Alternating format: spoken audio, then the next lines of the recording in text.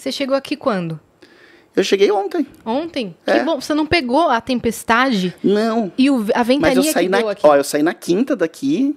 Foi na sexta a tempestade. Foi na sexta. Na Aí eu sexta. voltei segunda. Eu só saí pra tempestade vir e voltei de novo. Assim. Eu até achei que ia estar... Foi assustador. Não, eu vi os ventos, né? Eu estava no aeroporto.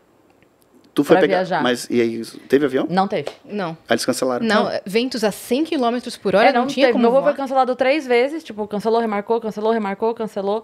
E aí, tava sem voo nenhum, possibilidade zero Sim. de viajar. Não, esse é o novo normal, né? É. Essas tempestades terríveis aí, a gente até pode falar disso mais tarde, se vocês quiserem, mas é o novo normal. É a imprevisibilidade da previsão, né? Exato, é um clima que ninguém sabe mais como se comporta. Sim. As Ano pessoas- passado teve aqui em novembro essa tempestade de vento também, só que dessa vez foi antes, que estamos em outubro, só que atingiu mais gente do que a outra. Sim. Mas aí o pessoal da luz aí também dá uma vacilada, né? É. O povo tá no escuro. É, às 72 horas, e aí? É. Eu tava vendo uma postagem lá que teve um furacão lá nos Estados Unidos e todo mundo tá com luz e aqui foi bem menos e tem uma Pois é. multidão sem luz, né? Mas foi assustador, tá? Eu tava chegando no aeroporto, assim, Derrubou muita árvore, né? e, assim, tava tranquilo. E em 10 segundos parecia que a gente tinha entrado no universo paralelo. Aham. Uma ventania. E na quarta, você falou do furacão agora, na Sim. quarta-feira, eu tava acompanhando pela CNN os ventos e tudo, Sim. né? A imagem que eu vi com a minha filha pessoalmente tinha mais vento do que o vento que a gente viu. Sim. Óbvio que lá foi muito pior, mas Não, eu digo assim, o que de a gente... assustar, assim, de ser assustar, impressionante, De é. assustar. É o novo normal. Agora, assim, eu lembro assim, eu falo, pô, eu sou professor, tenho 44 anos, sou professor, sei lá, há 25 anos, biólogo, tudo. E eu lembro que a gente falava de mudanças climáticas até 2 anos atrás, e a galera cagava, assim, pra gente, sabe? Tipo, isso aí não existe, isso aí é só no futuro. E nesses 2 últimos anos ficou muito evidente aqui no Brasil. Eu lembro até que quando eu fazia coisa sobre mudanças climáticas, eu não tinha muito exemplo no Brasil para convencer as pessoas, porque as pessoas só são convencidas de algo se elas estão vivendo aquilo. Se não é uma realidade paralela, elas ficam, não, isso aí não existe. E agora, agora as pessoas realmente estão sentindo na pele que o clima ficou maluco, né? Tipo, eu moro no sul, não teve inverno esse ano. Teve uma semana de uma coisinha... Pô, eu lembro quando eu ia pra faculdade, em Florianópolis, há muito tempo atrás, 99, 2000, cara, congelava no inverno. A água, você ia num frio danado. E agora é calorzinho. É. E muita chuva, E né? sul sem inverno? Isso, Né? A gente mas com não muita teve aqui chuva, também. né? O inverno, mesmo não sendo tão rigoroso quanto normalmente é no sul, o nosso inverno aqui também não aconteceu. Tanto que o meu aniversário da minha filha é em julho. E foi a primeira vez, ela falou, mãe, eu nunca achei que no mês do meu aniversário ia fazer uma chácara. E eu fiz. E a gente fez uma chácara.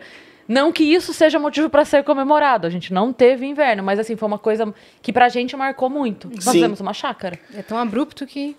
Tipo, tu não consegue mais... Assim, ó, a gente tem que entender que nos últimos 10 mil anos, a civilização humana trabalhou num clima de previsibilidade. A gente sabia exatamente quando ia chover, quando era sol.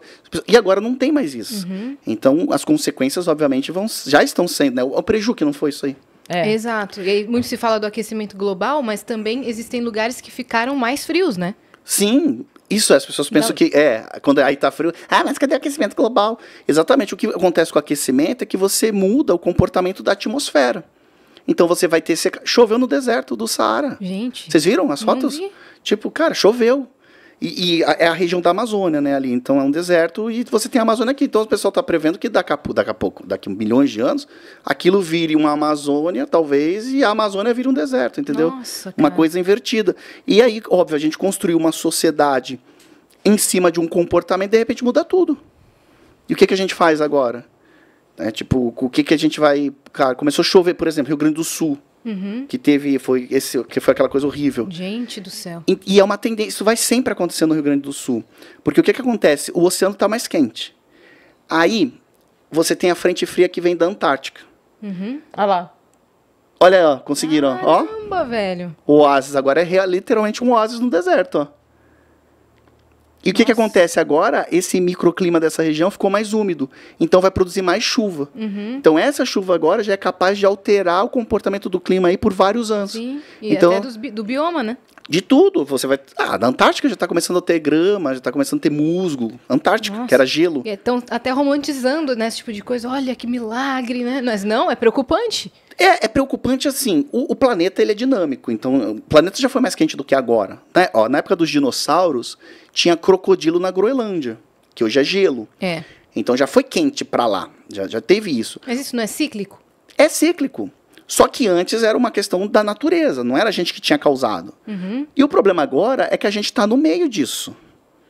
Nós estamos, como espécie, no meio dessa bagunça. E geralmente o que a gente faz, o ser humano? A gente cria uma tecnologia, dá problema, a gente cria outra para arrumar o problema.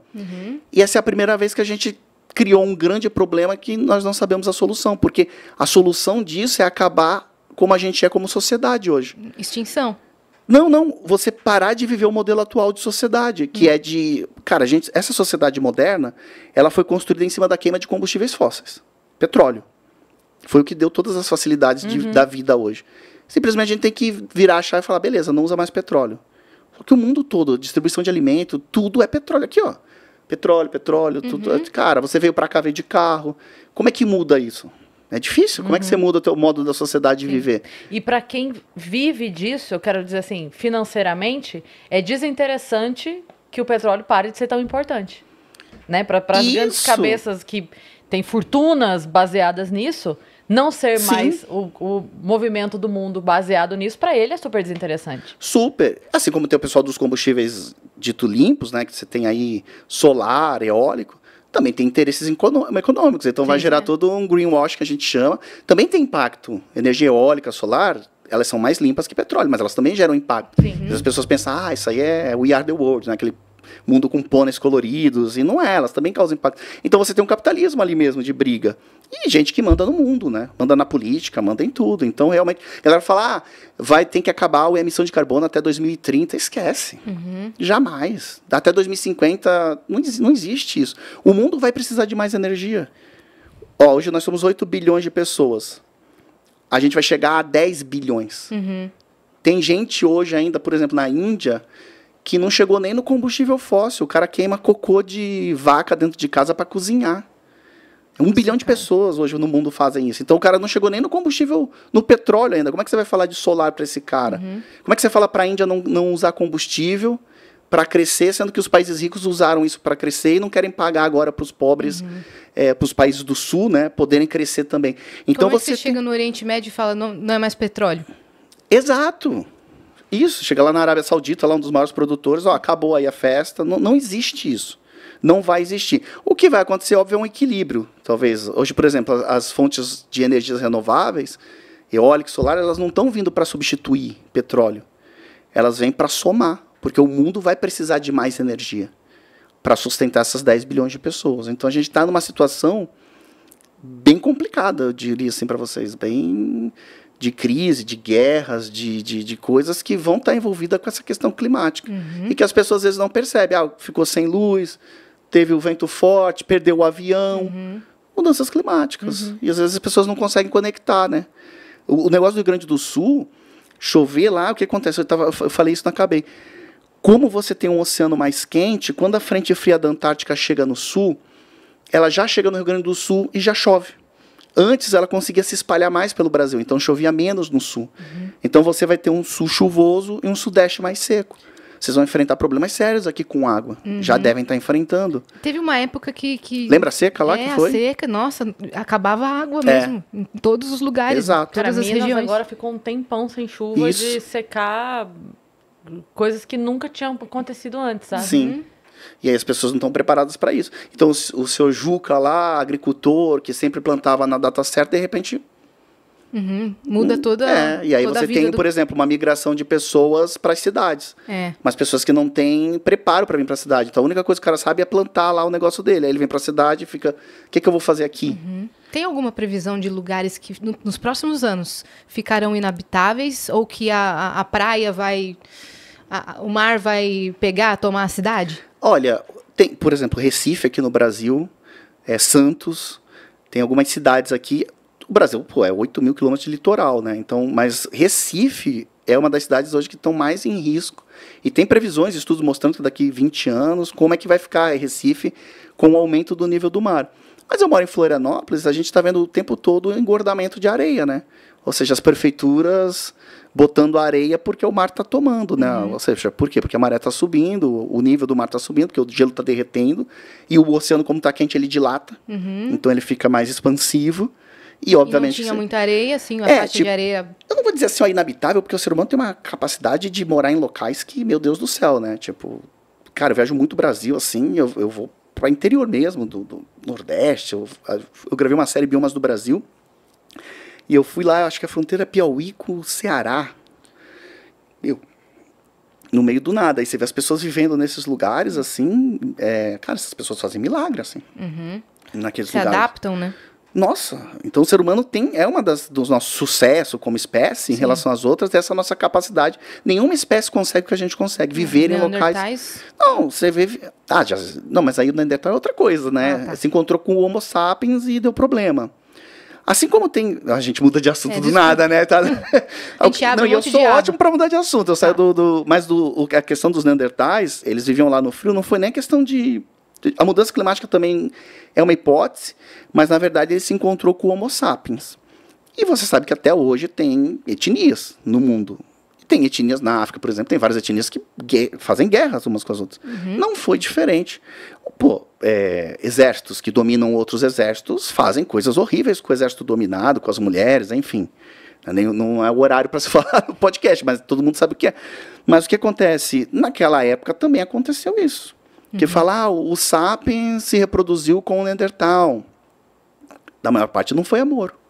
Foi dominação mesmo. De um grupo humano que se encontrou com o outro que era desprivilegiado, era em menor quantidade, não tinha as habilidades que o Sapiens tinha. E mais a questão climática, que eles já não estavam conseguindo comida como conseguiam antes, pum, sumiram da face da Terra. tinham menos capacidade de adaptação, né? Isso, por exemplo, tem um livro que é... Cara, eu esqueci o nome dele, mas ele explica como é que as civilizações conseguiram se desenvolver. E por que algumas são bem-sucedidas e outras não. É Germes, Aço e... Agora eu esqueci, Armas, Germes e Aço. É um livro bem famoso. E o que acontece? Então, se eu fosse um ser humano naquela época que vivesse num lugar que tinha cavalos, eu tinha vantagem em relação aos outros povos que não tinham cavalos.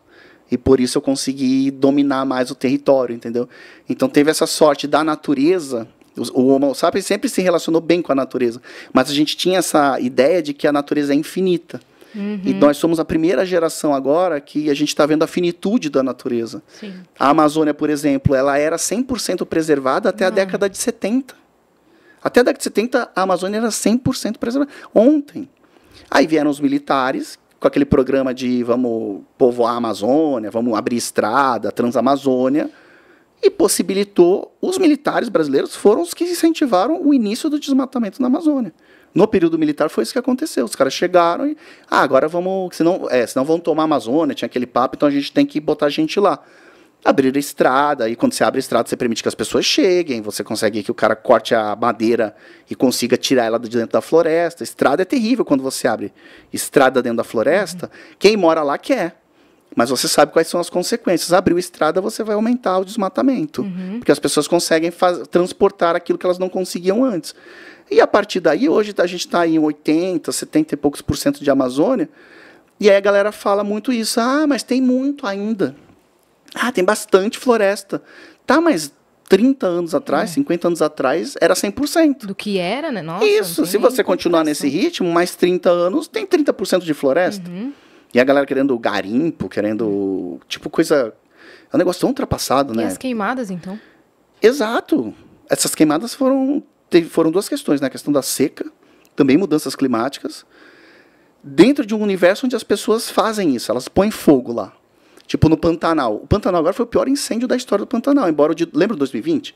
Que teve aquela galera... O de 2020 foi antes ou pós-pandemia? Teve Cristiano Ronaldo, foi durante a pandemia. Durante a pandemia. Ah, que eles fizeram até campanha. Isso, foi internacional, assim. Que ficavam mostrando as imagens. Isso, exato. O de agora foi pior do que aquele lá. Mas não foi tão comovente. O de agora do Pantanal, você O do disse. Pantanal agora, porque o Pantanal está numa seca terrível.